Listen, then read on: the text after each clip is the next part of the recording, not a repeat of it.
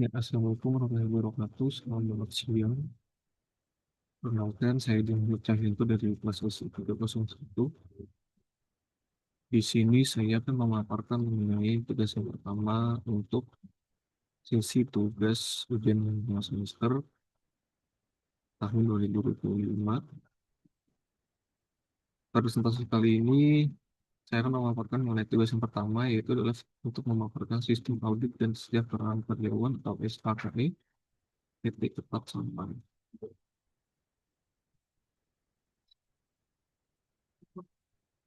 Nah, dari presentasi yang akan saya paparkan mencakup 4 hal ya. Yang pertama, pencatatan berulang atau looping, di mana sistem ini akan menerima sebuah input yang berupa nama dan juga data karyawan yang akan dilakukan secara berulang. Kemudian untuk menentukan posisi,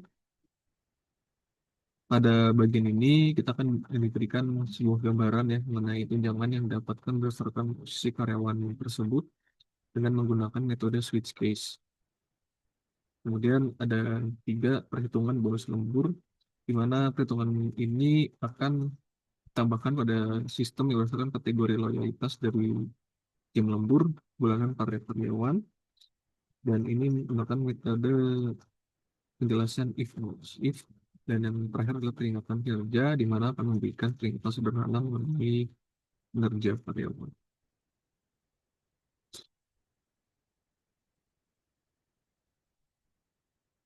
Yang melatar belakangi saya untuk melakukan pemaparan pada sesi kali ini adalah yang pertama, PT Cepat Sampai ini adalah sebuah perusahaan yang sedang membutuhkan sistem audit kinerja untuk mengatasi libur bulanan yang konsisten untuk para karyawan, di mana perhitungan bonus ini akan sangat dilakukan masih dilakukan secara manual. Nah, oleh karena itu, sistem yang akan dibuat saat ini untuk memproses data pada karyawan yang jumlahnya lumayan banyak. Nah, tujuan implementasi ini yang pertama kita adalah untuk melakukan transparansi dari akuntabilitas kebijakan mengenai bonus perusahaan, kemudian untuk melakukan automatisasi perhitungan dari rekap data yang sedang berjalan, dan yang ketiga adalah skalabilitas untuk banyaknya karyawan, dan yang terakhir adalah UX yang sederhana untuk menginputkan secara ulang.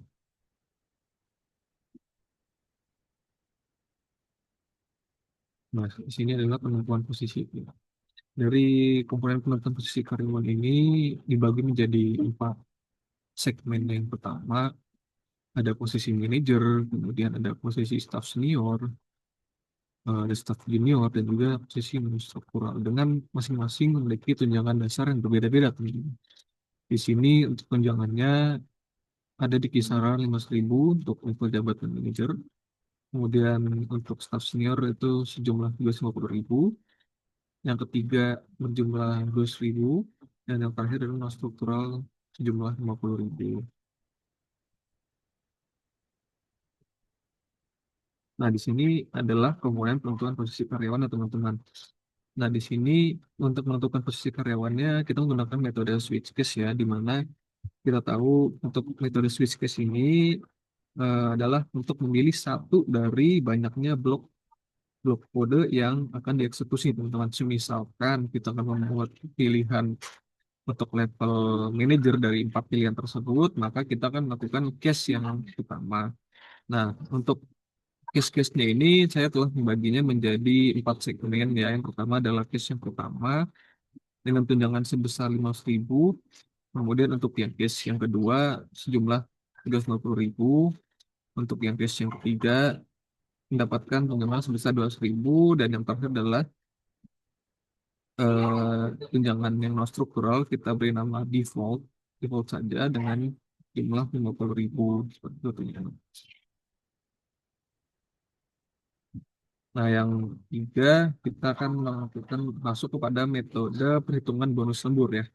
Nah, untuk metode bonus lemburnya ini sama ya teman-teman, kita menggunakan metode yang telah saya jelaskan tadi, yaitu adalah if else if ya, di mana untuk if else if ini adalah untuk melakukan tindakan yang berbeda teman-teman, seperti pada contohnya ini adalah perhitungan bonus lembur.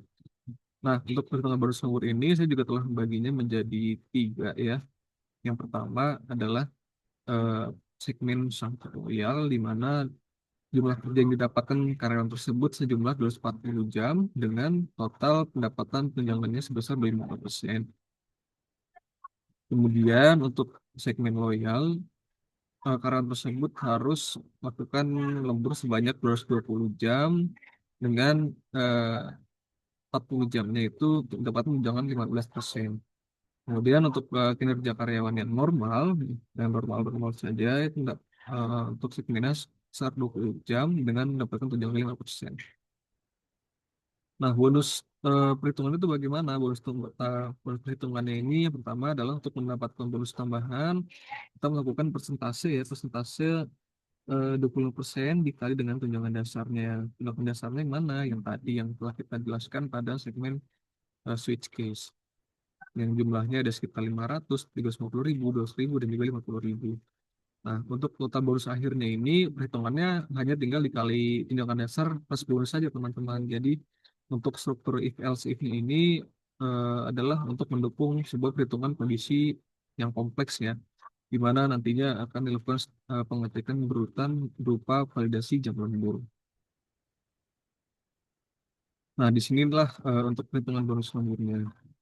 Nah, untuk perhitungan bonus lemburnya ini nanti akan mendapatkan sebuah credit card ya, teman-teman, yang akan saya jelaskan pada sesi yang keempat. Nah, di sini adalah peringatan kinerja.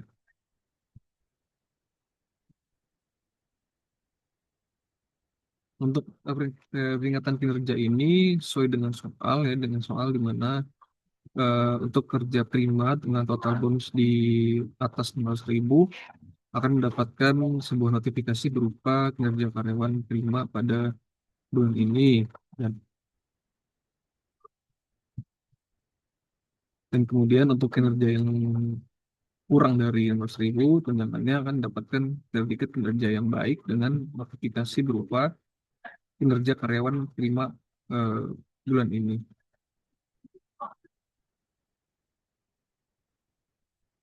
Maaf, maaf, toh. Mendapatkan kinerja baik pada bulan ini. Nah, saya izin untuk memaparkan mengenai aplikasinya.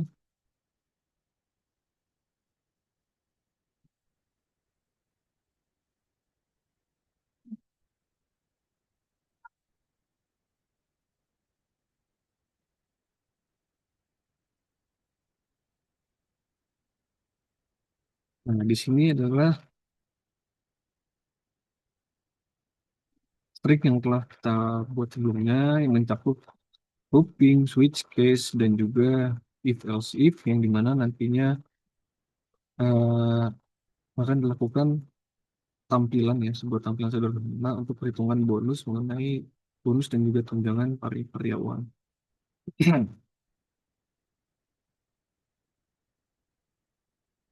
Langsung kita jalankan.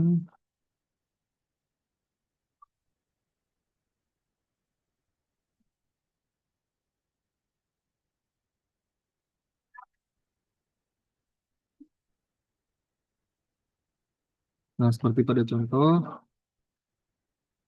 ini saya telah melakukan sebuah uji coba ya. Mana kita akan masukkan nama karyawan lain. Nah, di sini akan muncul ya sebuah posisi yang akan bisa kita pilih seperti staff manager, staff senior, staff junior, juga lainnya yang struktural. Misal kita pilih untuk ada posisi staff junior.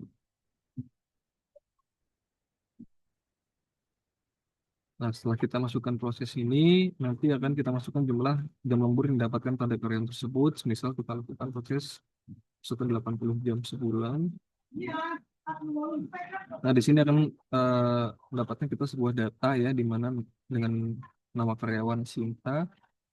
Kemudian untuk bonus tambahannya, tindakan dasarnya Sintanya adalah karena di level staff junior sebesar 200 ribu. Bonus tambahannya Sinta ini adalah 50 ribu, dan juga total bonus akhir yang dapatkan Sinta adalah 250 ribu. Dan mendapatkan predikat kinerja yang stabil. Dengan total akumulasi global bonus yang didapatkan Sinta adalah sebesar 124 1.242.500 rupiah.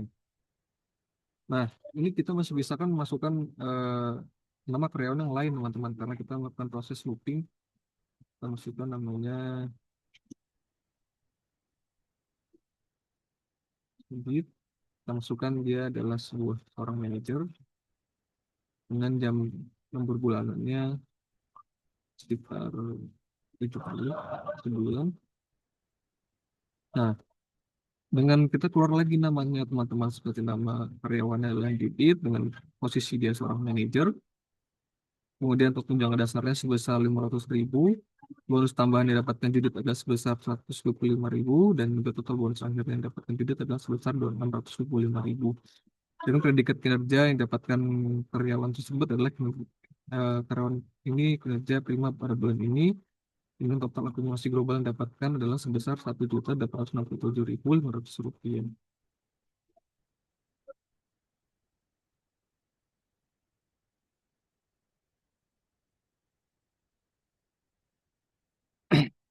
Nah, itu adalah contoh dari pengaplikasian program yang telah saya buat. Nah, di sini adalah eh, screenshot ya, screenshot dari pekerjaan tersebut. Nah, manfaat yang kita dapat dari aplikasi yang telah kita buat ini adalah pertama, yang pasti adalah transparisasi ya teman-teman, di mana transparisasi ini mendukung mengenai aturan bonus yang didapat para karyawan, kemudian juga terstandarisasi yang mendukung pemrosesan data yang lebih banyak, dan ini dapat dilakukan secara lebih efisien teman-teman karena tidak dilakukan secara manual lagi gitu kan. Nah, kesimpulannya, sistem ini berhasil untuk mengoptimalisasi perhitungan bonus kesejahteraan para karyawan. Kemudian untuk implementasi while loop ini juga memungkinkan penginputan nama karyawan yang berulang gitu teman-teman sampai dengan kita melakukan perintah untuk exit. Nah, nah yang kemudian untuk struktur switch case dan if else if ini sangat berguna ya untuk meningkatkan keterbacaan coding, dan juga yang keempat adalah sistem ini siap untuk dikembangkan untuk lebih lanjut. Nah, sepertinya sekian untuk penjelasan saya pada hari ini. Kurang lebihnya mohon maaf.